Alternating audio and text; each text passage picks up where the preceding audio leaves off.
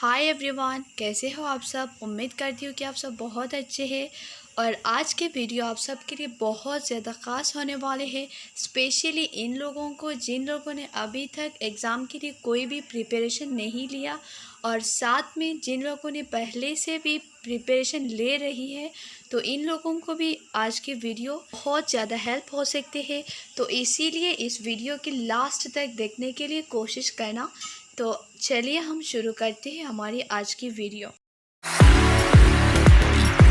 तो दोस्तों, आज की वीडियो के मेन पॉइंट में जाने से पहले आपको एक वादा करनी पड़ेगी। वादा ये है कि जब तक आपकी एग्ज़ाम फिनिश नहीं होगी तब तक आप सोशल मीडिया से दूर रहोगे। क्योंकि हम जो सोशल मीडिया पर देखते हैं ना, मूवी, सीरियल, स्टेटस, जो जो चीज़ होते हैं ना, वो हमें बाद में मिलेगी। लेकिन जो पढ़ाई के टाइम जा रही है वो कभी भी दोबारा हमें नहीं मिलेगी। इसीलिए आपको ऐसी चीज़ से दूर रहनी चाहिए।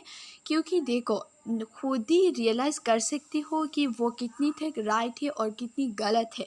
क्योंकि जब तुम कोई मूवी देखते हो तब पढ़ाई के टाइम हो तो तुम्हारे दिल कहते हैं ना कि अभी थोड़ा देख लेती हो, फिर जाके पढ़ाई में बैठ जाऊंगी।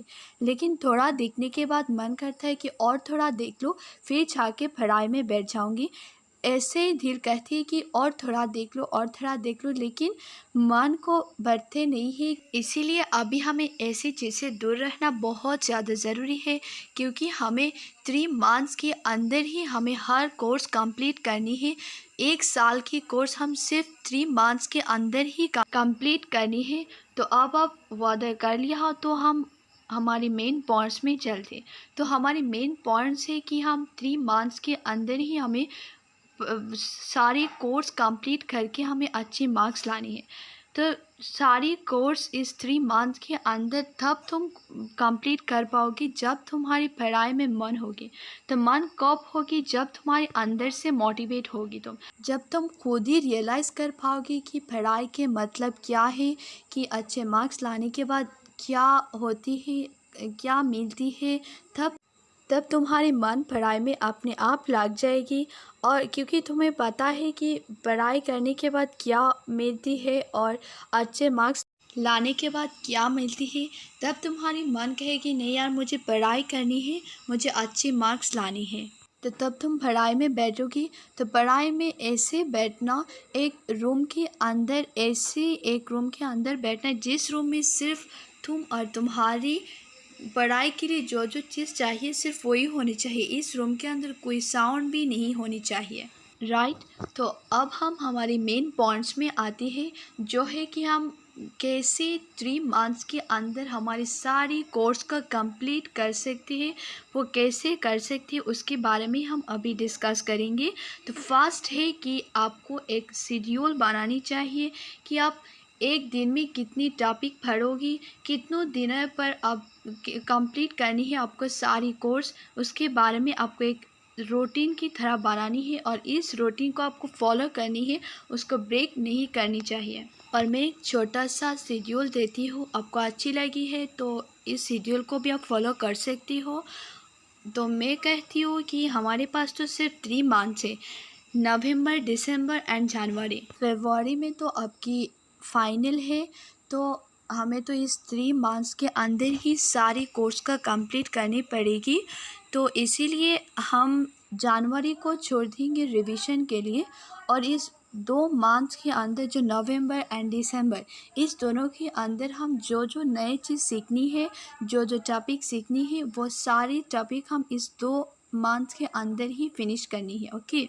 तो ये जो 2 मंथ है, नवंबर एंड दिसंबर, इस दोनों मंथ में आई थिंक 8 वीक्स है। तो इस 8 वीक्स में हमें हर सब्जेक्ट की 2 चैप्टर्स कंप्लीट करनी है। तो आप तो कहोगे कि यार ऐसे कैसे हो सकते हैं कि 1 वीक के अंदर हम हर सब्जेक्ट की 2 चैप्टर्स कंप्लीट कर लेंगे, ऐसे कैसे हो सकते हैं। लेकिन उसके अलावा और कोई ऑप्शन नहीं है। क्योंकि इतने दिन बहुत मज़े से जिए तो वो चुकानी चाहिए थी ना। और साथ में हमारे पास ज़्यादा टाइम भी नहीं है, बहुत ज़्यादा कम टाइम है। तो इसीलिए हमें बहुत ज़्यादा मेहनत भी करनी पड़ेगी। देखो, हमें पता है कि 1 वीक में 7 डेज़ होते हैं, लेकिन हम 6 डेज़ रखेंगे और 1 डे को अभी के लिए छोड़ देंगे, जो है संडे। संडे को हम बाद में ऐड करेंगे, अभी नहीं करेंगे, अभी के लिए वो छोड़ देंगे। ओके, तो अभी हमारे पास 1 वीक में 6 डेज़ है, तो हम एक चैप्टर के लिए हम सिर्फ 3 डेज़ ही देंगे। 1 चैप्टर 3 डेज़ और चैप्टर 3 डेज़, ऐसे करके हर सब्जेक्ट के हम हर चैप्टर पे 3 डेज़ करके हम कंप्लीट करेंगे हमारे सारे चैप्टर्स, राइट। तो अब हम टाइम टेबल के बारे में डिस्कस करेंगे।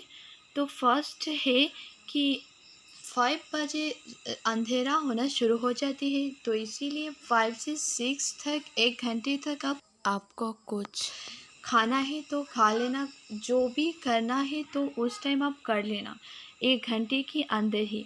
और 6 बजे आप पढ़ाई में बैठनी चाहिए, 1 सेकेंड भी आप लेट नहीं होनी चाहिए। लेकिन मैं ये नहीं कह सकती हूँ कि कब कौन सी सब्जेक्ट आपको पढ़नी है, क्योंकि वो सिर्फ आपके ऊपर डिपेंड करती है कि कौन सी सब्जेक्ट आपको कब पढ़नी है।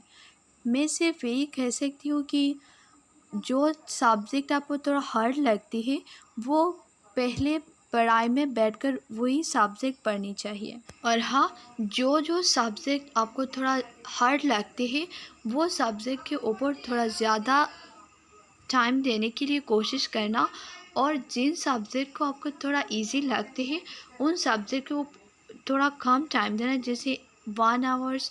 और जिन सब्जेक्ट थोड़ा हार्ड लगती है, उनके ऊपर 1.5 आवर टाइम देने के लिए कोशिश करना। ओके, और 1 घंटे पढ़ाई करने के बाद आप 5 मिनट्स रेस्ट ले लेना। ओके, और अब 10:30 में आपको पढ़ाई से उठनी है, और 11 बजे आप सोनी चाहिए, और इस आधे घंटे के अंदर ही आपको खाना जो जो करनी है वो फिनिश करके आप 11 बजे आप सो जाने चाहिए। ओके, आपको सुबह 4:30 में सोने से उठ जाना चाहिए, और उठने के बाद आप 5:30 तक इस 1 घंटे के अंदर आप जो जो करनी है, खाना है तो जो जो करनी है आप कर लेना इस 1 घंटे के अंदर। उसके बाद 5:30 में आप पढ़ाई में जाके बैठ जानी चाहिए। ओके, 5:30 से 8 तक आपको पढ़ाई करनी चाहिए, और उस टाइम कोशिश करना जो सब्जेक्ट आपको थोड़ा हार्ड लगती है, ज़्यादा हार्ड लगती है, उस सब्जेक्ट को पढ़ाई करने के लिए, क्योंकि उस टाइम बहुत ज़्यादा फ्रेश होते हैं माइंड, इसीलिए जो सब्जेक्ट हार्ड लगती है वो सब्जेक्ट पढ़ाई करने के लिए कोशिश करना। ओके, जनरली स्कूल या फिर कॉलेज 9:30 से स्टार्ट होती है, तो इस 1.5 आवर के अंदर ही आप रेडी होकर कॉलेज या फिर स्कूल जा सकते हो। आई थिंक 2:30 में स्कूल या कॉलेज छुट्टी होती है, तो आप स्कूल से आने के बाद आप कोशिश करना कि 2:30 से 3:30 इस 1 घंटे के अंदर फ्रेश होना, और खाना जो जो करनी है उस टाइम के अंदर ही कंप्लीट करने के लिए। ओके, उसके बाद किसी का ट्यूशन है तो ट्यूशन भी जा सकते हो, और ट्यूशन नहीं है तो उस टाइम सो जानी चाहिए। उसके बाद 5 से 6 तक 1 घंटे रेस्ट लेनी है, फिर आपको 6 बजे पढ़ाई में बैठनी है, जैसे मैंने कहा था सिर्फ उसी की तरह ही आपको करनी चाहिए। Okay, right. तो अब हम बात करते हैं संडे के बारे में, जो हम पहले कहा था ना कि हम बाद में वो ऐड करेंगे, तो अब हम उसके बारे में बताएंगे। वो काफ़ी ज़्यादा इम्पॉर्टेंट है, वो हर स्टूडेंट्स के लिए बहुत हेल्पफुल पॉइंट्स है।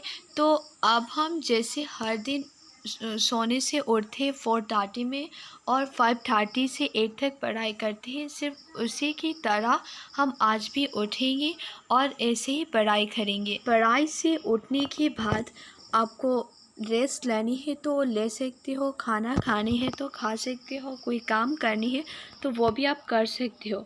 जो करनी है आप करने के बाद 10 या 11 में आपको पढ़ाई में बैठनी चाहिए, और 1:30 तक लगातार पढ़ाई करनी चाहिए। और उस टाइम कोई नया टॉपिक नहीं, सिर्फ और सिर्फ जो चीज़ आप पहले पढ़ाई किया था इस वीक में वही आप रिवीजन देनी चाहिए।